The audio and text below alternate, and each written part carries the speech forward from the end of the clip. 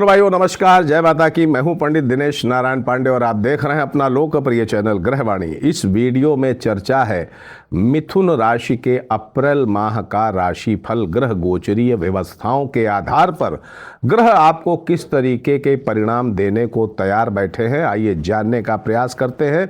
इसमें आपकी चर्चा होगी स्वास्थ्य और व्यक्तित्व पर, आपकी आर्थिक व्यवस्थाओं पर, आपके व्यापार पर, नौकरी पर, प्रेम संबंधों पर, शिक्षा और प्रतियोगिता की तैयारी कर रहे हैं तो आपके लिए कैसा रहने वाला है ये महीना, और आप इस महीने की अशुभ तारीखें कौन सी हैं जिन पर आपको सावधान रहने की जरूरत है। इन सारी जानकारियों के साथ सबसे पहले ग्रह गोचरीय व्यवस्थाओं की चर्चा।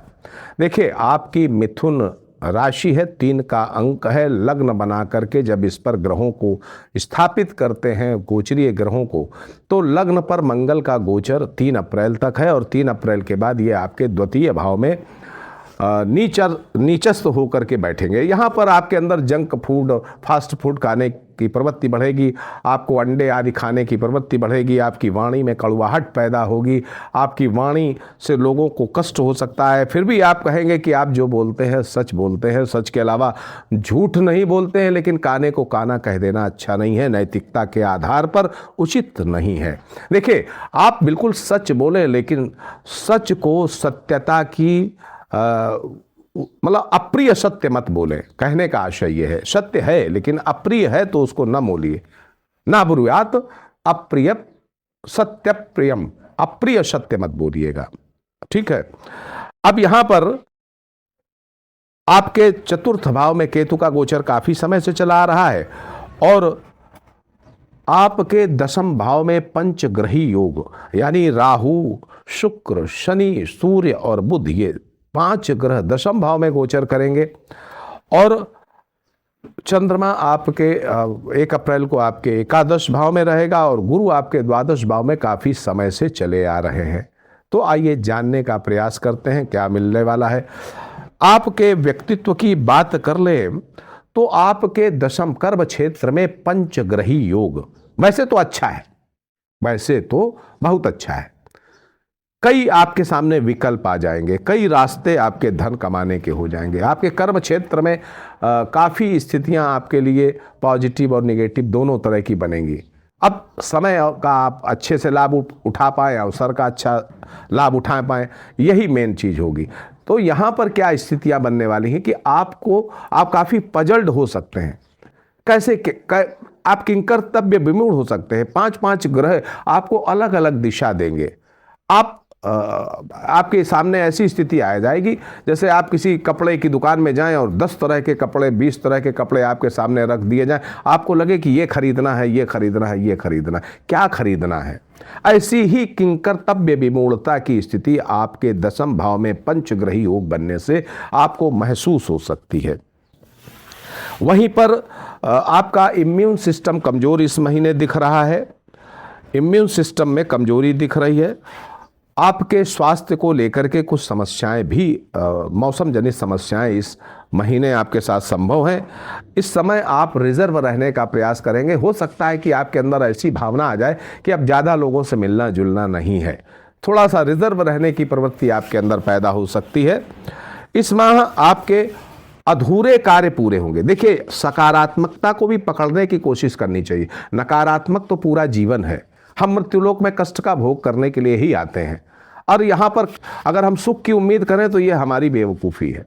देखिए, मृत्युलोक में आए हैं तो कष्ट का भुगतान करने के लिए आए हैं, कर्मों का भुगतान करने के लिए आए। तो यहाँ पर जो नकारात्मकता है उसमें सकारात्मकता जो खोज ले वही बुद्धिमान। तो यहाँ पर आपके अधूरे कार्य पूरे होने वाले हैं, अधूरे संकल्प पूरे होने वाले हैं। जो काम आपका छूट गया था, जिसको आप नहीं कर पाए थे, इस महीने प्रयास करिएगा, समय अच्छा है, सहयोग करेगा और वो काम आप पूरा कर ले जाएंगे। आपका भाग्य और आपका कर्म, आपका पुरुषार्थ, आपकी मेहनत, आपका परिश्रम दोनों मजबूत रहने वाले हैं इस महीने और उसका फायदा भी आपको मिलेगा। ऐसा नहीं है कि आप मेहनत करें, परिश्रम करें और उसका फायदा आपको ना मिले।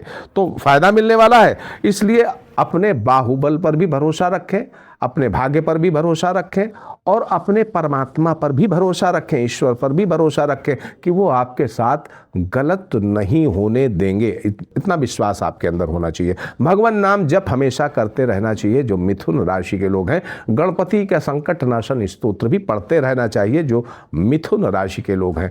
अगर जीवन में सफल होना चाहते हो, कुछ अपने जीवन को सार्थक स्वरूप में लाना चाहते हो, तो गणपति का मंत्र आप सभी के लिए जरूरी है।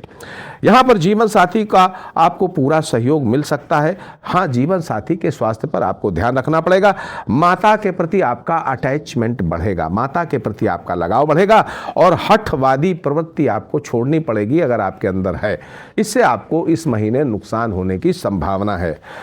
आइए आर्थिक व्यवस्थाओं पर चर्चा करें तो धनार्जन के स्वामी होते हैं आपके मंगल देवता। अब मंगल देवता लग्न में गोचर करेंगे 3 अप्रैल तक, उसके बाद में द्वितीय भाव में गोचर करेंगे अपनी नीच राशि में, अपने भाव से चतुर्थ भाव में।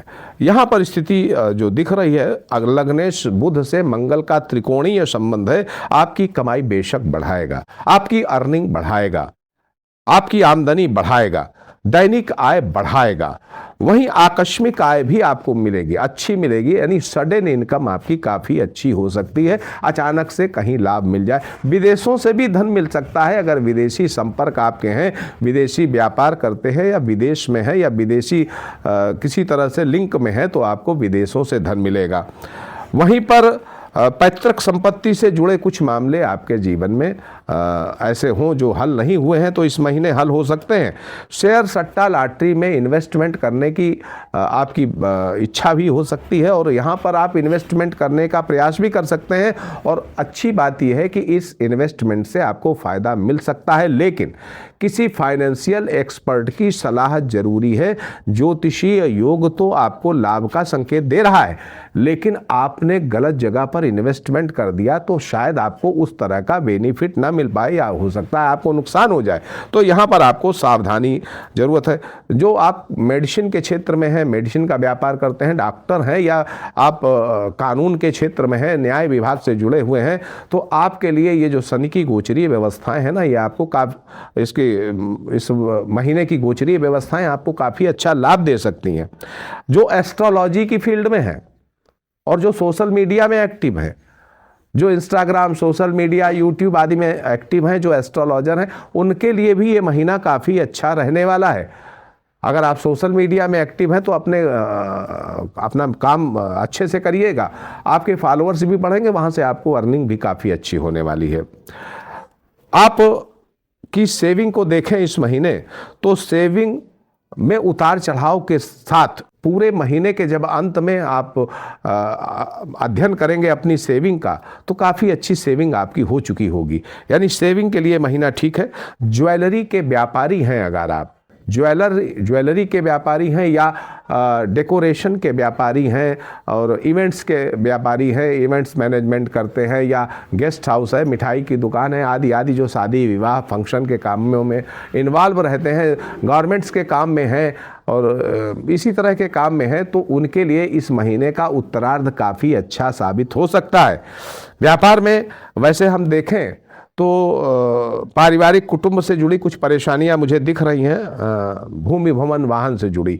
वहीं अगर व्यापार में अगर हम देखें तो व्यापार का इस महीने का जो पूर्वार्ध है थोड़ा सा कम अच्छा दिख रहा है, लेकिन 15 तारीख के बाद जो व्यापार है वो काफ़ी अच्छा आपका बढ़ने वाला है।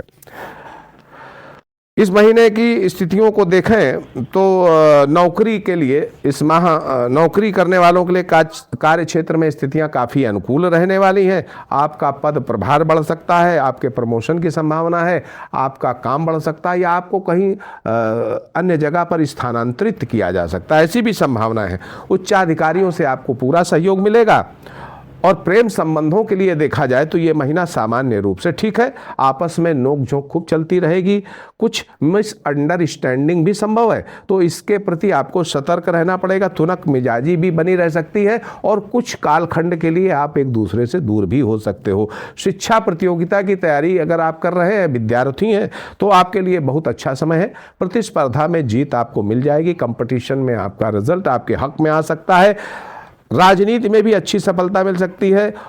ओवर कॉन्फिडेंस से विद्यार्थियों को बचना चाहिए, यानी अपने पाठ पढ़ाई का रिवीजन करते रहना चाहिए। ओवर कॉन्फिडेंस कि मुझे सब कुछ आता है, ये आपके लिए धोखा हो सकता है। यहाँ पर आपको सावधान रहने की ज़रूरत है। माता पिता का नाम आपके बच्चे रोशन कर सकते हैं, यानी बच्चों की भी तरक्की है और आप भी अपने माता पिता का नाम रोशन कर सकते हैं। अब इस महीने के खास सुझाव बहनों भाइयों जो आपके लिए बहुत ज़रूरी है। देखिए, मिथुन राशि थोड़ा सा संवेदनशील राशि रही है पिछले 2-3 सालों से, तो आपको विशेष सुझाव मुझे देने की आवश्यकता पड़ती है, तो आप विशेष सुझाव नोट कर लीजिए। देखिए, आप कोई कुछ भी कहे, आलोचनाओं से आपको बचना है, वाद विवाद से बचना है, वरना आपकी शत्रुता बढ़ेगी। इस माह किसी नए कार्य की शुरुआत करने के लिए अच्छा महीना है, आप शुरुआत कर सकते हो। व्यवसाय में परिवर्तन करना चाहते हो, ये माह आपके लिए श्रेष्ठ है। जीवन साथी के स्वास्थ्य का ध्यान रखिए। अगर स्वास्थ्य जीवन साथी का ठीक नहीं रहता है तो उनकी मनोभावनाओं की कदर भी आपको करनी चाहिए, उनको नेग्लेक्ट नहीं करना है, ये ध्यान रखिएगा। कुछ भी ऐसा आप ना करें जिससे अपमानजनक प्रसंग आपके सामने आए और उनका सामना आपको करना पड़े। जहां तो हो सके कोर्ट कचहरी के मामलों में इन्वॉल्व होने से बचने का प्रयास आपको करना चाहिए और खर्चों पर नियंत्रण रखें। खास तौर पर अनावश्यक खर्चों से बचें और वाद विवाद से बचें। अब इस महीने की अशुभ तारीखें नोट कर लो भाई। 4, 5, 11, 12, 15, 21, 22 और 23 ये तारीखें इस महीने की कम अच्छी हैं। भाग्य आपको अचानक से बहुत कुछ देगा, इस महीने बहुत कुछ दे सकता है। केवल आप सतर्क रहिए, अवसर की प्रतीक्षा में रहिए, आलस्य से बचिए। आप सुखी रहें, समृद्ध रहें, इसी मंगलमयी कामना के साथ मैं पंडित दिनेश नारायण पांडे आपसे विदा लेता हूं। प्रेम से बोलिए जय माता की।